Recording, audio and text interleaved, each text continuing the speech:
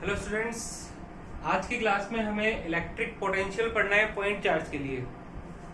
पिछली क्लास में हमने इलेक्ट्रिक पोटेंशियल क्या होता है उसके बारे में पढ़ा था, इलेक्ट्रिक पोटेंशियल की डेफिनेशन पढ़ी थी, उसका फॉर्मूला पढ़ा था। आज हम एक पॉइंट चार्ज के लिए इलेक्ट्रिक पोटेंशियल का क्या फॉर्मूला है वो डेरिवेशन पढ़ेंगे। पिछले चैप्टर में हमने पॉइंट चार्ज के लिए इलेक्ट्रिक फील्ड का फॉर्मूला पढ़ा था, जो हमारे पास आया था इलेक्ट्रिक फील्ड का फॉर्मूला E = kq/r²। इसी तरीके से पॉइंट चार्ज के लिए इलेक्ट्रिक पोटेंशियल का क्या फॉर्मूला बनता है वो आज की क्लास में हमें सीखना है।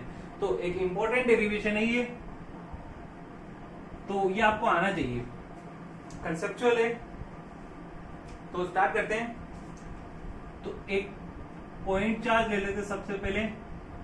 O पॉइंट पे हमने एक चार्ज Q रखा है जिसका साइज एक पॉइंट के इक्वल है, इसीलिए इसको हम पॉइंट चार्ज कह रहे हैं। और इससे स्मॉल r डिस्टेंस पे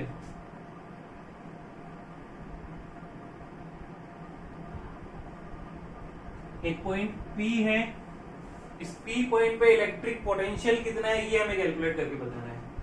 तो अगर मुझे P पॉइंट पे इलेक्ट्रिक पोटेंशियल का फॉर्मूला बनाना है तो ये फॉर्मूला मैं तभी बना सकता हूं जब मुझे ये चीज पता हो, कि इलेक्ट्रिक पोटेंशियल की डेफिनेशन क्या है। जिसको इलेक्ट्रिक पोटेंशियल की डेफिनेशन पता है वो ही यहाँ पे पॉइंट चार्ज के लिए इलेक्ट्रिक पोटेंशियल का फॉर्मूला डिराइव कर सकते हैं। तो देखो, मुझे चार्ज से स्मॉल r डिस्टेंस पे कोई P पॉइंट है, इस P पॉइंट पे इलेक्ट्रिक पोटेंशियल कितना है इसका फॉर्मूला बनाना है। तो सबसे पहले याद करते हैं पोटेंशियल की डेफिनेशन को। तो पोटेंशियल की डेफिनेशन क्या बनाई थी हमने? पोटेंशियल की डेफिनेशन बनाई थी, work done in bringing a unit positive charge from infinite to a given point is called electric potential of that point. इसका मतलब अगर मुझे P पॉइंट का पोटेंशियल कैलकुलेट करना है तो मुझे एक टेस्ट चार्ज को, यूनिट पॉजिटिव चार्ज को इनफाइनाइट से P पॉइंट पे लाना पड़ेगा, और इनफाइनाइट से P पॉइंट तक लाने में जो वर्क डन होगा वो P पॉइंट के पोटेंशियल के इक्वल हो जाएगा। तो इसका मतलब मुझे सबसे पहले इनफाइनाइट डिस्टेंस पे जाना पड़ेगा। तो हम जाते हैं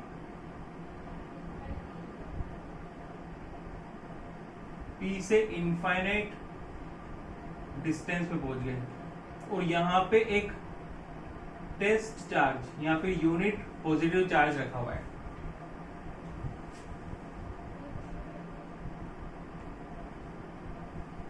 इसे मुझे क्या करना है? इनफाइनाइट से P पॉइंट पे लेके आना है।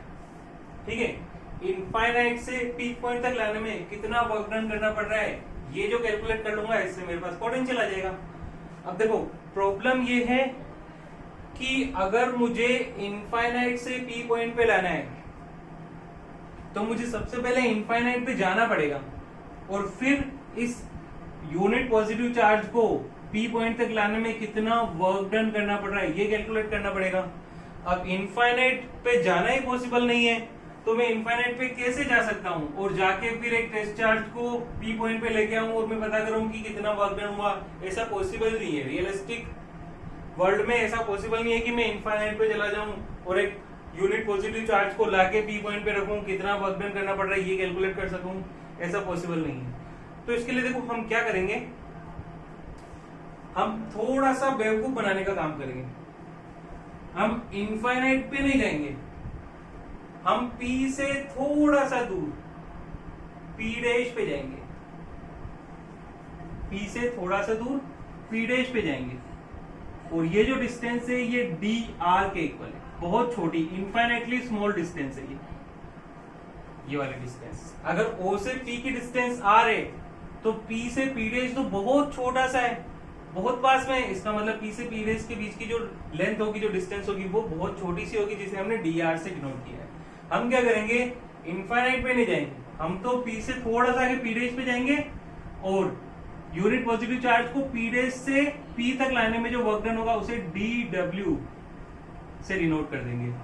अब देखो, अगर मैं इनफाइनाइट से जाके किसी टेस्ट चार्ज को, यूनिट पॉजिटिव चार्ज को P पे लाता हूं तो वर्क डन करना पड़ेगा, उसे हमने W से डिनोट किया है।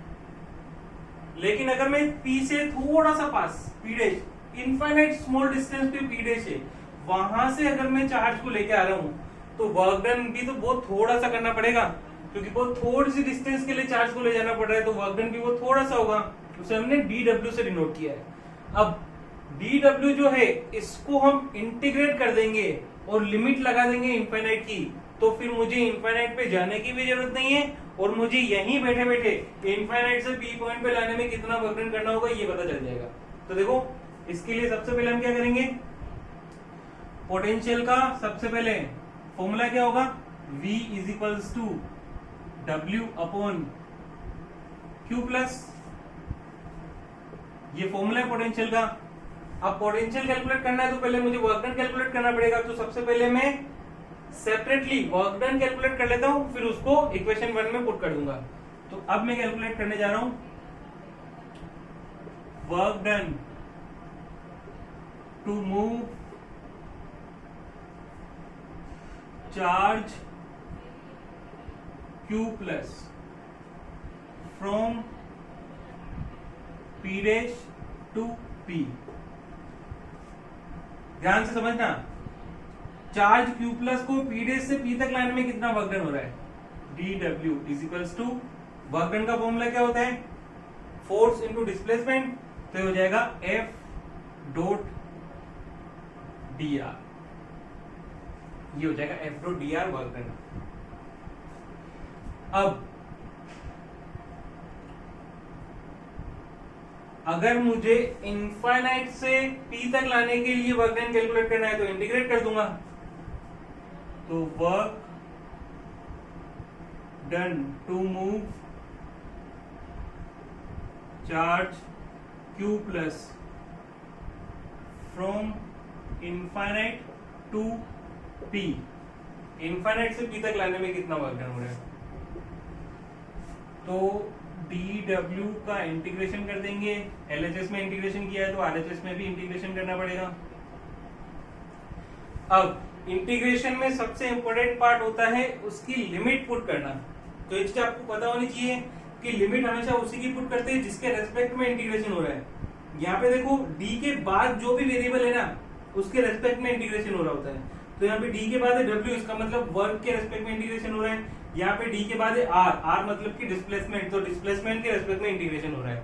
तो सबसे पहले यहाँ पे लिमिट पुट कर दें, तो सबसे नीचे आएगी इनिशियल लिमिट, ऊपर आएगी फाइनल लिमिट। इनिशियल लिमिट जब आप इंटीग्रेशन करना शुरू कर रहे हो तब w की वैल्यू कितनी है वो आएगी इनिशियल लिमिट में, और जब आप पूरा का पूरा काम कंप्लीट कर दिया तब w की वैल्यू फाइनल कितनी है उसे फाइनल लिमिट में रखेंगे। तो जब हम चार्ज को इनफाइनाइट से P पे लाने वाले थे, तो जब यहाँ पे रखे थे तब कितना वर्क डन था, अभी तो शुरुआत है, अभी तो काम शुरू किया है, इसका मतलब अभी कितना वर्क डन था, 0। लेकिन जब चार्ज को P पे ले आए इनफाइनाइट से, सारा काम कर लिया, तब टोटल कितना वर्क डन हो गया, W के इक्वल, तो 0 टू W हो जाएगा। इसी तरीके से अब यहाँ पे लिमिट पुट करते हैं, यहाँ पे देखो किसके रेस्पेक्ट में इंटीग्रेशन हो रहा है, r यानी कि डिस्टेंस के रेस्पेक्ट में इंटीग्रेशन हो रहा है। तो इनिशियली जब हम इनफाइनाइट पे बैठे थे तब हमने टोटल कितनी डिस्टेंस ट्रेवल की, तब डिस्टेंस कितनी थी, r क्या है यहाँ पे, देखो r क्या है, r चार्ज की O पॉइंट से डिस्टेंस, r एक डिस्टेंस है, कहां से है, O पॉइंट से। अगर P की बात करें तो P कहां है, O से R डिस्टेंस पे।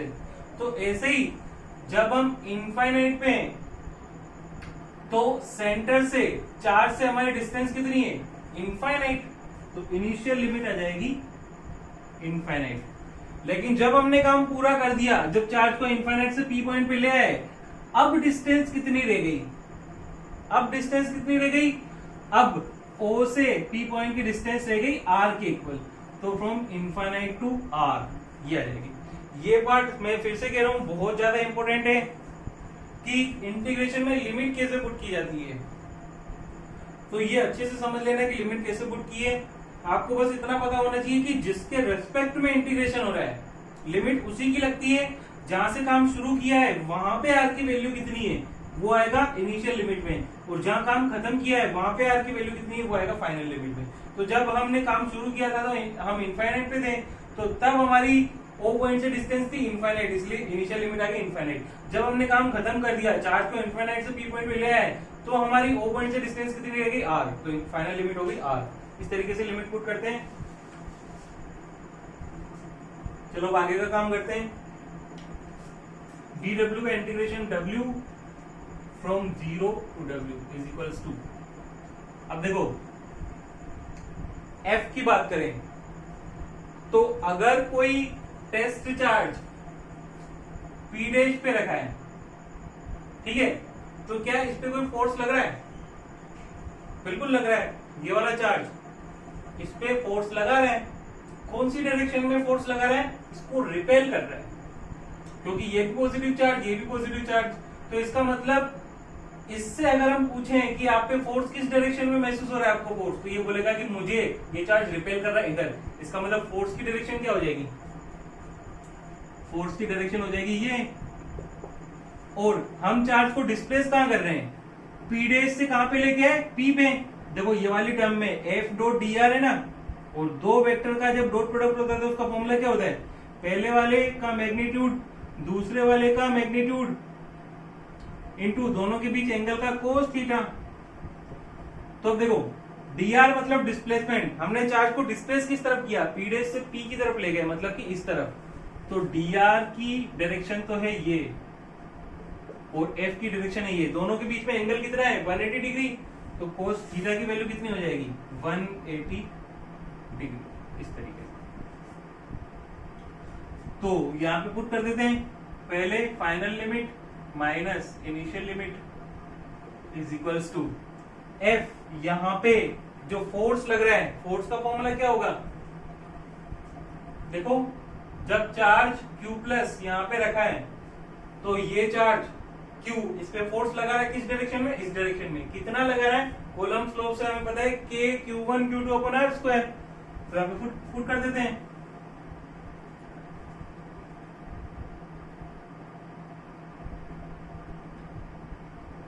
K Q plus upon R square dr, और cos 180 डिग्री की वैल्यू होती है माइनस के 1। तो W इज इक्वल्स टू आ गया, और यहाँ पे लिमिट है infinite to R, infinite to R। तो ये हो जाएगा इनफाइनाइट टू R माइनस के K Q plus upon R square dr। यहाँ पे W इज इक्वल्स टू, जो कांस्टेंट वैल्यू उनको बाहर ले लेते हैं, माइनस के K Q प्लस, ये सब कांस्टेंट है, और R की पावर -2 dr। तो माइनस के K Q प्लस। अब यहां देखें तो R की पावर -2 का इंटीग्रेशन क्या हो जाएगा? R की पावर -2 प्लस 1 अपॉन -2 प्लस 1। कहां से कहां तक? इनफाइनाइट से R तक। तो W हो जाएगा माइनस के K Q plus upon R की power -1 upon -1 infinite to R। तो माइनस के K Q प्लस, देखो यहाँ पे -1 है, इसका माइनस और माइनस होके प्लस बन गया। तो K Q plus 1/R from infinite to R। तो W is equals to K Q plus, पहले अपर लिमिट पुट करेंगे 1/R माइनस, फिर लोअर लिमिट 1/इंफिनिटी। तो W हो जाएगा K Q plus 1/R minus 0, क्योंकि 1/इंफिनिटी 0 होता है, और 0 को चाहे लिखो चाहे मत लिखो। तो देखो हमारे पास जो फॉर्मूला आ गया है,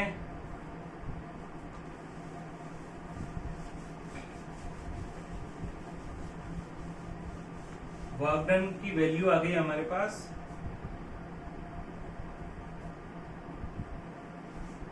K Q plus upon R। अब इक्वेशन 2 की वैल्यू 1 में पुट कर देते हैं, तो V कितना हो जाएगा? K Q plus upon R और डिवाइड करना है क्यू प्लस से, तो डिवाइड कर दिया, क्यू प्लस से क्यू प्लस कैंसिल, वी का फॉर्मूला आ गया के क्यू अपॉन आर। तो ये फॉर्मूला है हमारा electric potential due two point charge. Electric field का जो फॉर्मूला हमने पढ़ा था पिछले चैप्टर में डिराइव किया था, वो था K Q upon R square. Electric potential का फॉर्मूला होता है के क्यू अपॉन आर। तो देखा जाए तो कुछ कुछ दोनों में सिमिलरिटी है।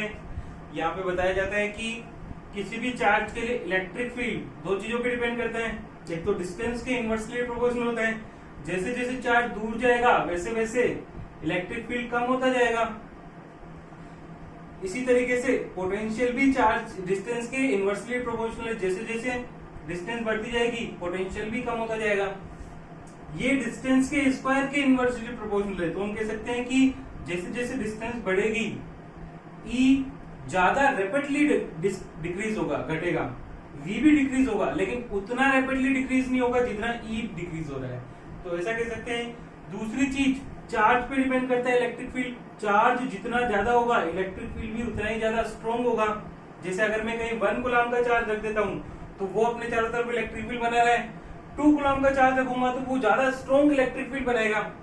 इसी तरीके से पोटेंशियल भी चार्ज पे डिपेंड करता है, जितना ज्यादा चार्ज का मैग्नीट्यूड होगा पोटेंशियल भी उतना ही ज्यादा बनेगा।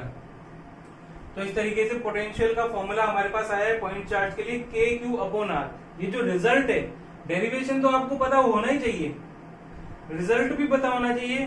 कई लोग क्या करते हैं, इसे याद कर लेते, रट लेते के क्यू अपॉन आर। तो देखो आप याद कर लोगे, अच्छी बात है, आपने एक इन्फॉर्मेशन आपके दिमाग में बिठाई है, लेकिन ये चीज मान के चलो कि इस चैप्टर के और भी जितने डेरिवेशन है ना, वो सारे के सारे केवल तभी आने पॉसिबल है जब आप इलेक्ट्रिक पोटेंशियल की डेफिनेशन को अच्छे से समझते हो कि इलेक्ट्रिक पोटेंशियल की डेफिनेशन क्या है। इसलिए मैंने इससे पिछला जो टॉपिक था इलेक्ट्रिक पोटेंशियल और पोटेंशियल डिफरेंस, इन दोनों की डेफिनेशन में ही पूरा का पूरा वीडियो खत्म किया था।